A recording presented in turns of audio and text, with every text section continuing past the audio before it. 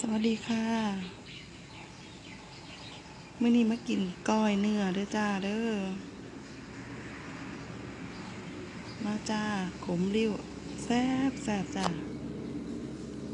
มาค่ะมาค่ะก้อยเนื้อจ้ามีแก้วน้ำจ้า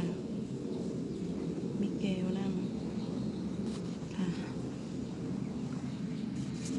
มี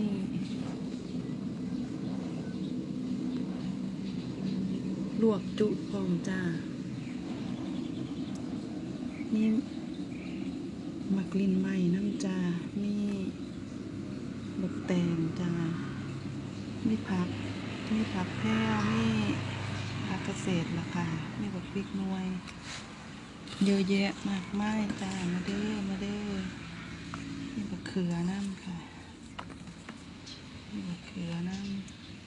ำมาค่ะมาแซ่บจ้าแซ่บขมริ้วจ้าขมริ้วก้อยเนื้อจ้าก้อยอันนี้จะเป็นแก้วด้วยจ้ามาค่ะเป็นตัวแซ่บบ่ค่ะไม่กินน้ำกันเลยก้อยค่ะแซ่บขมอำลำได้จ้าอันซุปกะมี่จ้าพักก็เยอะแยะจ้ามากินเด้อจ้าข้าวเหนียวฮ้อนๆเป็นตัวแซ่บบ่ค่ะพัก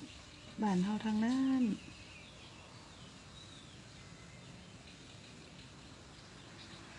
ก้อย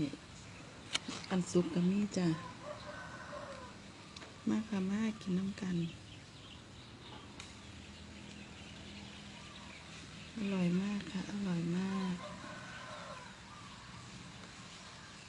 ขมหมักดินใหม่ก่อนอ่อนจ้ะอ่อนเดียวมาค่ะมาแซ่บๆจ้ามาเด้อเท่านี้ละค่ะวัดดีจ้าลำเรื่อยๆกินลาบตะเซาเด้อจ้ามื้อนี้